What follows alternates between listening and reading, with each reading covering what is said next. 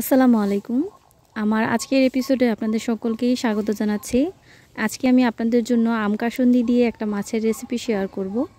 আর এই রেসিপিটা এই গরমের জন্য খুবই উপকারী এবং খেতে খুবই মজার হয়ে থাকে। এই রেসিপিটা আপনারা চাইলে বাজার থেকে কেনা আম কাসুন্দি দিয়েও তৈরি করতে পারেন, আর চাইলে আমার মতো এরকম বাসায় তৈরি করেও নিতে পারেন। এখানে আমি কাসুন্দি তৈরি করার জন্য 4 চা চামচ পরিমাণ কালো এবং হলুদ সরিষা নিয়ে নিয়েছি।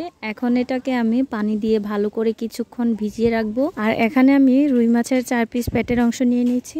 এবার এর মধ্যে লবণ এবং হলুদ দিয়ে ভালো করে হাত দিয়ে মেখে এটাকে কিছুক্ষণ ম্যারিনেট করে রেখে দিব।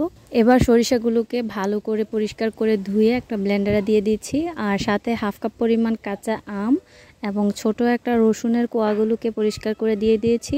এবার দিয়ে দিচ্ছি 1 চা চামচ পরিমাণ আদা কুচি, আর সাথে 3টা কাঁচামরিচ এবং এর সাথে হাফ কাপ পরিমাণ নারকেল কোড়ানো দিয়ে পরিমাণ মতো পানি অ্যাড করে এটাকে ভালো করে মিক্স করে নেব। আপনারা চাইলে এখানে নারকেলটাকে নাও দিতে পারেন, কিন্তু অ্যাড করলে একটু বেশি ভালো লাগে, তাই আমি এখানে অ্যাড করেছি। সরিষাগুলোকে আমি একেবারে মিহি করে পেস্ট করে নিয়েছি। এখানে আমি 2টো মাঝারি সাইজের পেঁয়াজকেও ভালো করে পানি দিয়ে ব্লেন্ড করে নিচ্ছি।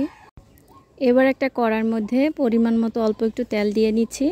এখন এই তেলটা গরম হয়ে গেলে এর মধ্যে ম্যারিনেট করা মাছগুলোকে এক এক করে দিয়ে দিচ্ছি। একবার ভালো করে ভাজাও হয়ে গেলে এটাকে আমি উল্টে পাল্টে ভালো করে লাল করে ভেজে নামিয়ে রাখছি। এবারে একই কড়ার মধ্যে আরও একটু তেল অ্যাড করে এর মধ্যে আমি এক পাশে পেঁয়াজ বাটা এবং আরেক পাশে অল্প একটু জিরা এবং শুকনো মরিচ ভালো করে ভেজে যখন এর কালারটা চেঞ্জ হয়ে যাবে তখন এর মধ্যে আমি হাফ চা চামচ পরিমাণ মরিচ গুঁড়া, হাফ চা চামচ পরিমাণ হলুদ গুঁড়া এবং স্বাদ মতো লবণ দিয়ে সাথে সাথে পানি অ্যাড করে দিচ্ছি। এবার এটাকে নেড়েচেড়ে ভালো করে কষিয়ে নেব। সব কিছু ভালো করে কষানো হয়ে গেলে এর মধ্যে আমি সরিষা বাটা দিয়ে দিচ্ছি 4 চা চামচ পরিমাণ।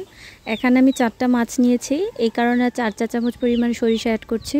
এখন মশলার সাথে ভালো করে সরিষাগুলোকে আমি মিশিয়ে এর মধ্যে পরিমাণ মতো পানি অ্যাড করছি। এবার যখনই এই ঝোলটার মধ্যে বলক আসতে শুরু করবে তখনই আমি এর মধ্যে ভেজে রাখা মাছগুলোকে দিয়ে দিব। এখন ঢাকনা দিয়ে ঢেকে এটাকে 7 থেকে 8 মিনিট ভালো করে কষিয়ে নিব। এখন দেখতেই পাচ্ছেন ঝোলের ঘনত্বটা কিরকম হয়েছে। এবার এর উপর দিয়ে কয়েকটা কাঁচামরিচ এবং ধনেপাতা ছিটিয়ে দিলেই তৈরি আমার মজার আম কাসুন্দি রুই। সবশেষে মাছের তরকারিটাকে আমি একটা প্লেটের মধ্যে ঢেলে এর উপরে অল্প একটু আম ফালি করে দিয়ে দিয়েছি। আর আমার এই রেসিপিটা আপনাদের কেমন লেগেছে অবশ্যই কমেন্ট করে জানাবেন। যে যেখান থেকে ভিডিওটা দেখেছেন সকলেই ভালো থাকবেন। আল্লাহ হাফেজ।